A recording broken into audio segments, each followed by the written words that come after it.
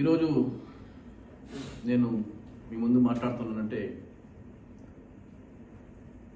మా వైఎస్ఆర్ పార్టీ తరపున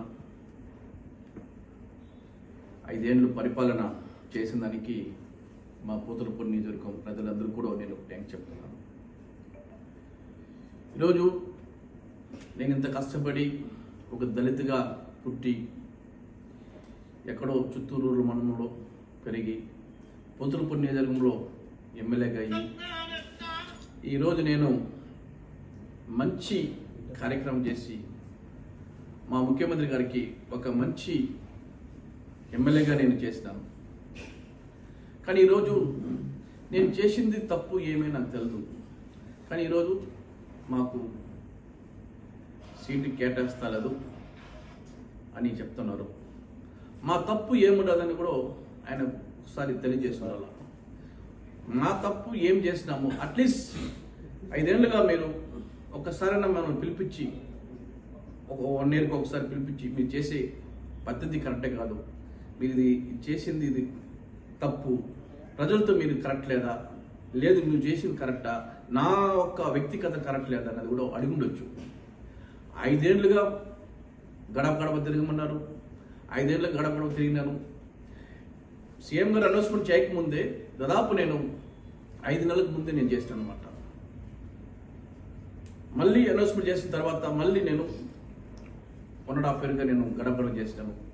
చిత్తూరు జిల్లాలో నేను చేయకుండా ఎవరు చేయకుండా అన్నీ పూర్తి చేసినాను అనమాట. వచ్చేసి సీఎం గారేమో మీరు గడప గడప చేయండి నేను చూసుకుంటున్నారు. ఈరోజు చూస్తేమో మీ పర్ఫార్మెన్స్ బాగాలేదు, మీ సర్వే బాగాలేదు అంటున్నారు.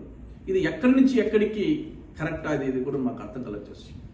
అంటే మీకు దళితులు అంటే ఎంతవరకు కరెక్ట్ అనేది కూడా కొంచెం ఆలోచించడం వచ్చేసి. అంటే ఈరోజు పూతలపూడి నియోజకవర్గంలో దళితులు ఎక్కువ ఓటు శాతం ఎక్కువ ఉండాలి వచ్చేసి. దాదాపు 80,000 ఓట్లు దళితులు ఉండాలి వచ్చేసి. బీసీలు 60,000 ఓట్లు ఉండాలి వచ్చేసి. ఇప్పుడు ఈరోజు మీరు సర్వే బాగలేదు, మీకు వ్యతిరేకం ఉన్నది, వ్యతిరేకం ఉన్నప్పుడు మా ప్రజలంతా పిలవండి, పిలిచి మాట్లాడండి. వ్యక్తిగతం ఏమున్నది, ఎమ్మెల్యేకి మీకు ఏమైనా ప్రాబ్లం అయింది అనేది చాలా మంది నాయకులు ఉన్నారు, మా కోసం కష్టపడ్డలు ఉన్నారు. మాతో 5 ఏళ్ళుగా కాలంతో పాటు మేము నడిచినాం వచ్చేసి. నాకుండే నమ్మకం మీద నన్ను ఇంతవరకు నన్ను నడిపించినారు. కానీ ఈరోజు ఒక్కో రోజుల్లో వచ్చి మీరు మీ పర్ఫార్మెన్స్ బాగాలేదు, మీ సర్వే బాగాలేదంటే సర్వే చేసింది ఎక్కడ సర్వే చేసినారు? ఐబ్యాక్ సర్వే అంటే కరెక్టా? ఏ రోజులు ఐబ్యాక్ సర్వే అనేది మీరు ఆలోచించవచ్చు. డబ్బులు ఇస్తే ఏమైనా చేస్తారు ఐబ్యాక్లు వచ్చేసి. ఎంతవరకు ఎవరికి రాస్తారు, ఎవరు తలరత్త మార్చేస్తారు. అంటే లాస్ట్ ఎలక్షన్కి ఐబ్యాక్ ఏమైనా మీకు ఏదైనా రిపోర్ట్ ఇచ్చినారా? మీరు మాకు నమ్మకం పెట్టి మా మీద మీరు సీట్ ఇచ్చినారు. 30,000 ఓట్లు నేను గెలిచాను వచ్చేసి. ఈరోజు 30,000 గెలిచింది ఈరోజు ఎంతో రావచ్చు, సగం వస్తుంది, ఏదో ఇంకొకటి ఎక్కువ రావచ్చు. నేను చేసిన కష్టం నాకు ఉండాలి. అన్నీ వదులుకొని నా బిజినెస్ ఫ్యామిలీ అంతా వదులుకొని నా ప్రజలే నాకు, పార్టీ నాకు అని ఉన్నాను. కానీ మాకెందుకు ఇలా అన్యాయం చేస్తున్నారు వచ్చేసి. దీనికి పరిష్కారం అనేది సీఎం గారు మీరు 100% చెప్పాలి వచ్చేసి. ఎందుకంటే ఈ రోజులు మనకు దళితులందరికీ న్యాయం జరగలేదు, అన్ని చోట్ల మాకు ఇబ్బంది అవుతుంది వచ్చేసి. దళితులు చేసిన కర్మ మేమే పాపం చేసాం, ఏం పాపం చేస్తాం చెప్పండి వచ్చేసి. అంటే దళితులకు పుట్టింది వేస్తా మేము. రోజు మీరు అంటున్నారు దళితులు, ఎస్సీలు, ఓసీలు, మాకు ఎస్సీలు, బీసీలు, మైనారిటీ అంటారు. కానీ మాకు ఏం న్యాయం చేస్తున్నారు? మీరు కొంచెం దయచేసి మీరు పరిష్కరించండి. మా ఒక నియోజకవర్గంలో ప్రజలతో మీరే నిర్ణయం తీసుకోండి. అందరూ లీడర్లు, క్యాడర్లు ఉన్నారు, పిలిపించుకోండి, మాట్లాడండి, న్యాయం చేయండి చేసి. అది లేకుండా సర్వే లేదు, సర్వే బాగాలేదు అంటే ఏ సర్వే బాగాలేదు వచ్చేసి ప్రాక్టికల్గా వచ్చి మీరు చూస్తే మీకు తెలుస్తుంది. అది లేకుండా సర్వే బాగాలేదు, మీకు ఈసారి కాదు అనేది కరెక్ట్ కాదు. అది 5 ఏళ్ళుగా మేము కష్టపడింది దేనికి? ఏం ఫలితం వచ్చింది? మమ్మల్ని ఇంత కష్టపడి 5 ఏళ్ళకి అన్నీ మీరు 5 ఏళ్ళు కష్టపడి మీరు చెప్పింది మేము చేసినాము. మేము చేసింది ఏం లేదు కదా. మేము చేయాలంటే కూడా మాకు పైన అధికారులు ఉన్నారు, పైన మంత్రులు ఉన్నారు, వాళ్ళని అడిగి మేము చేసినాం. కానీ మేము ఓన్గా ఏం చేసింది ఏం లేదు చేసి. ఇది చేయాలంటే కూడా మాకు ఇక్కడ మాకు రెడ్డి కమ్యూనిటీ ఎక్కువ ఉంటారు, వాళ్ళని అడిగి చేస్తున్నాం. అడగకుండా ఏం చేయలేం కదా. మాకునేమైనా పౌరు చేస్తున్నదా? మేము చేయాలంటే మీరు ఇస్తేగా మేము చేసేసరికి అవుతుంది. మాకు ఏమి ఇవ్వకుండా మీరు చేయండి ఏం చేసేది వచ్చేసి ఎవరితో మేము మాట్లాడాలా, ఎవరితో చెప్పుకోవాలా అంటే దళితులుగా మేము పుట్టింది వేస్ట్ అనుకున్నాను. అంటే మేము ఈరోజు ఇన్ని కష్టపడి చేసుకొచ్చామంటే ఎవరికి వచ్చేస్తాం? ఆ రోజుల్లో మేము పుట్టింది కాంగ్రెస్లో పుట్టినాం, ఆ రోజు నుంచి కాంగ్రెస్ పార్టీలో ఉన్నాం. రాజశేఖర్ గారు అంటే మాకు ప్రాణం. ఆ రోజు నుంచి రాజశేఖర్ గారితో ఎలా ఉన్నాము, ఎలా బతికినామన్నది మాకు తెలిసి వచ్చేసి ఈరోజు మిమ్మల్ని చూసి మేము వచ్చినాము. మీరు చేసిన న్యాయమా? ఒకసారి మీరు ఆలోచించండి. ఇచ్చేసి సీఎం గారికి నేను చెప్పేది ఏమంటే దళితులకి మోసం చేయొద్దండి, దళితులకి న్యాయం చేయండి. వచ్చేసి మిమ్మల్ని నమ్ముకున్నాం. మన పార్టీ అనేది మాకు గుర్తిస్తున్నారు. వచ్చేసి మా పార్టీ అనేది మేము ప్రాణం ఇస్తున్నాం.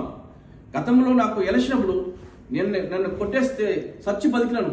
1 monthగా కోమా స్టేజ్లో ఉన్నాను. వచ్చేసి మీరు ఇది కూడా మీరు చూడలేదంటే ఎలా చూస్తారు? వచ్చేసి ఎవరి కోసం నేను నిలిచినాను? వచ్చేసి పార్టీ కోసం, పార్టీ బాగుండాలి, పార్టీ కోసం కష్టపడుతున్నాను అనమాట. వచ్చేసి అన్ని విధాలుగా నేను పార్టీ కోసం ఉన్నాను. వచ్చేసి ఇటువంటి ఒక నిర్ణయం తీసుకునేది మీరే ఆలోచించండి. మేము ప్రాణం పోతే వరకు వైఎస్ఆర్ పార్టీలో ఉంటాం. మేము మోసం చేసేది మాత్రం లేదు. తప్పనిసరి మీకోసం ఉంటాము, మీకోసం ప్రాణం ఇస్తాం, మీకోసమే మేము బతుకుతాం కూడా ఈరోజు మీకు అందరికీ తెలియజేస్తున్నాం.